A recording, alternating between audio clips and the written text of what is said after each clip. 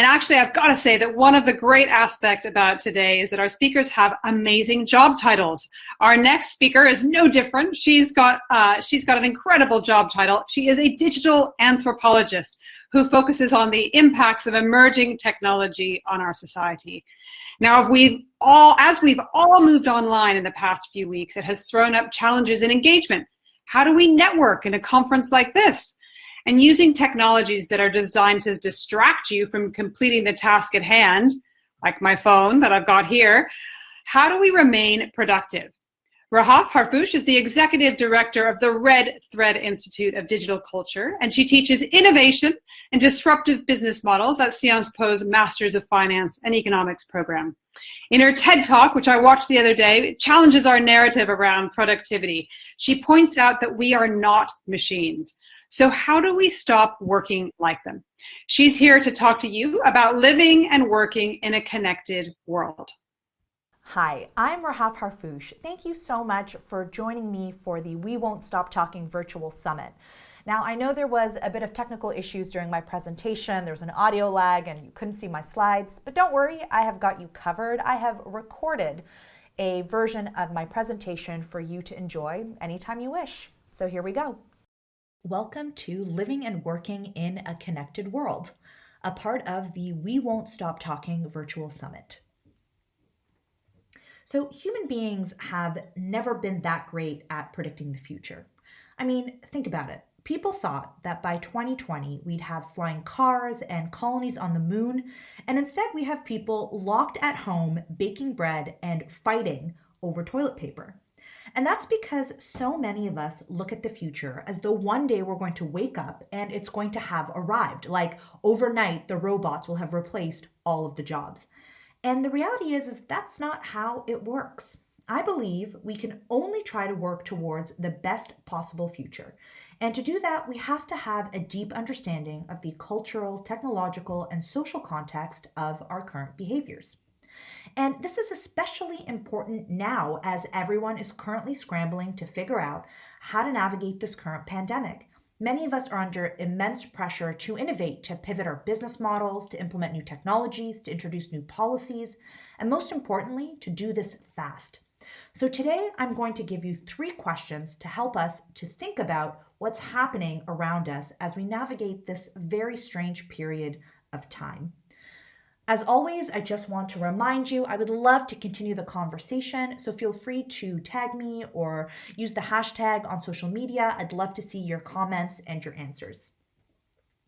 Let's start with digital social norms, which are so important in understanding how we behave and react to the technologies that we use every single day. So we live in an information ecosystem that is vast and infinite, and that is powered by all of us. We produce a never-ending stream of data and content. Think of all the emails, texts, videos, posts, photos, etc.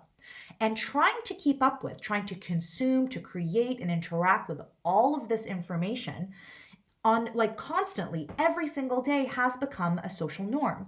And many of us try to do this by consuming information as it comes in, which means that we get alerted about new information through notifications. Now, we're finding out that notifications are having an interesting impact on our brains. First of all, when your device pings, dings, or vibrates, your brain releases pleasure hormones. So like Pavlov's dogs, we're training ourselves to seek out this constant cycle of stimulation. They say that the average person looks at their phone more than 150 times a day. So what do you think happens when you get 150 microdoses of stimulation? You get addicted to it, you get used to it, you get uncomfortable if you don't have that rush of constant information. What's more is that we've created a culture where no one is bored. There's never a minute in your day where you don't have access to some form of content. There was an experiment that was recently done where scientists put a person in a room, and the only thing in this room other than a table and a chair was a machine that if you touched it would generate an electric shock. And they found that people would literally rather electrocute themselves than sit still and do nothing for just a couple of minutes. The other big takeaway is that we are living in an era of constant distractions, and these distractions are impacting our ability to focus, to concentrate, and they're also impacting our ability to be creative. Because creativity requires space and time. It requires destimulation. It requires boredom. It requires quiet. And I mention creativity specifically and not innovation because you can't innovate without being creative. And while we're developing these endless innovation frameworks and methodologies, many of these systems don't take into account our need for quiet, uninterrupted time. What's worse, many of the tools that we are using to try to help us work better are specifically designed to be addictive and to give us this false sense of urgency. Social media has created an expectation where everyone is reachable all the time. And that expectation of immediate responsiveness is moving into organizations through email culture and even through the use of internal networks like Yammer or Slack. And many of these platforms, it turns out, are giving us the opposite of what we actually need to work well. So, something to consider is that some of the most innovative tools out there can actually get in the way of innovation. So, I want you to think about this question, which is your technology supporting you or distracting you? As many of us, because of the pandemic, are working remotely and we're trying out all these new tools in order to be closer and more connected to our teams, we have to be really careful that we're not just digitizing the things that we did in the real world and bringing them online without thinking about whether or not that's the best way to move forward. Are Zoom calls replacing meetings that themselves could have been emails? Are Slack channels connecting people, or are they just another source of chatter that people now have to keep on top of? I also want to talk a bit about our work culture. So we have a very complicated relationship with work. And to sum up a 3-year research project that I did, basically, we associate work with our identity, our status, our validation, and our self-worth. And much of our contemporary work culture comes from the American dream, which is this idea, we're all familiar with it, that if you work hard enough, you will be successful. Now, I know that we have an international audience, which is why I still want to emphasize this point, that even though the American dream is quite American, the core of this idea has been exported all over the world because some of our biggest and most admired technology companies today are American. Think Google, Apple, Facebook, Amazon, Tesla, Microsoft.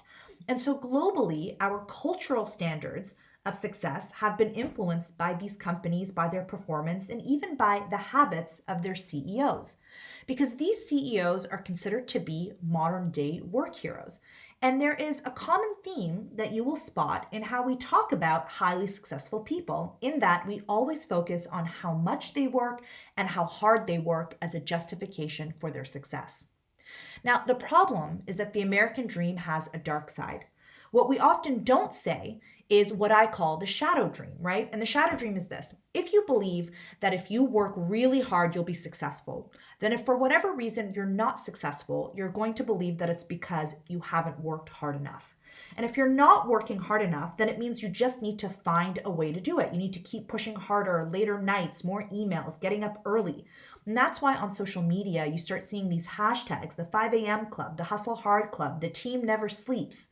Now, especially when so many people are finding themselves out of work or without much to do, they feel bad because they've internalized that somehow it's their fault. And if they're not keeping busy, then they're not working towards their success. We have created a culture where any time that is not spent being productive or actively working is considered to be a waste. And these are ideals that are constantly reinforced. We always tell people about, oh, here's how to get more done. Here's another article about how to get more done. What we don't say is that by constantly telling people that they need to get more done, we're always implying that what they're currently doing is not good enough. So what ends up happening on a cultural level is that we are creating a narrative in a society that celebrates overwork. This is why people brag about being busy, they brag about being tired, they brag about how much work they have. And if you're suddenly not busy, well, of course you're going to feel anxious and sad because we have linked busyness to productivity and productivity to success. But here's the thing, much like with distractions, overwork kills creativity. You cannot be creative if you're distracted, if you're exhausted, if you're sleep deprived, or if you are stressed. It just doesn't work. So this is our opportunity to stop being so busy. This pandemic has forced a lot of people to slow down, and that could be a good thing. So ask yourself, are you prioritizing recovery and rest? Research shows that daydreaming or letting your mind wander is an essential brain function to becoming more creative. So, how are you planning on incorporating recovery into your workflows? This is something that we really need to emphasize. The last thing I want to talk about is reframing the future, because I know that a lot of writing and think pieces are saying that this time has forced many organizations to complete their digital transformation initiatives, even if they weren't quite ready. Now, I've never liked the term digital transformation because it indicates a one-time change, as in once you're transformed, then you're done and things can go back to normal. Instead, I'd love to encourage you to think about embracing digital evolution, which is a mindset that accepts that continuous adaptation to changing market conditions is just a part of doing business today. This means fundamentally recognizing that we're never going to go back to normal. We're going to actually create a new normal, and then a little bit down the road, something else will come along and change everything then as well. And this is just the way that it goes. We will have to adapt to keep up. Now, the mindset that I love is called FOPA, which is a term that I created, which means future-oriented but present acting. FOPA means that you're really clear on the type of future that you want to create, and you recognize that in order to create that future, you have to act consistently in the present. You're using every decision today to guide you towards your desired future.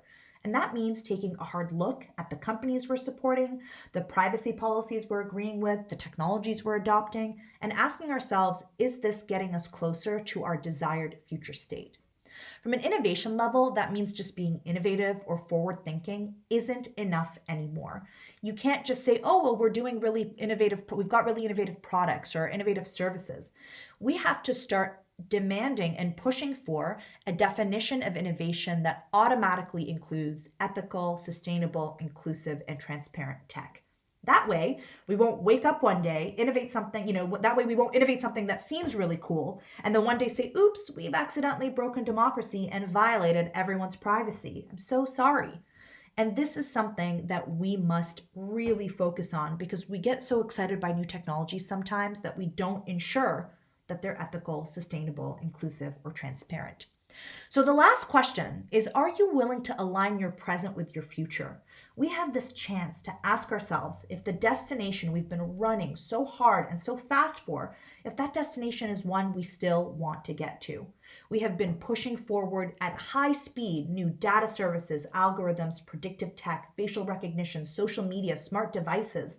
But if we're not insistent on ethical, transparent tech and the tools that we're using today, then how can we expect ethical and transparent technology to be implemented in the future? I always get asked, is technology going to help us or hurt us in the future? And I think the answer is both. And that's what makes it so hard to predict a future that is going to be, I believe, equally awesome and equally terrible. The only thing we can do is ask ourselves if how we're spending our attention, our money, our time, or our votes, if that's taking us a step closer to the awesome side or a step closer to the terrible side. So Alan Kay famously said the best way to predict the future is to invent it. Now we must remember that we have power here, that what we choose to invent or whose inventions we support is entirely up to us. Thank you so much for tuning in, and I hope to hear from you soon.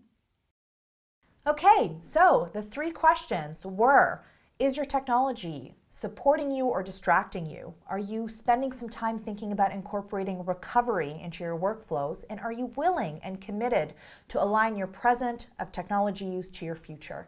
I would really love to hear what you think about these questions. Be sure to use the hashtag #WeWon'tStopTalking, and you can tweet me. I'm at Rahaf Harfoush. Thank you again.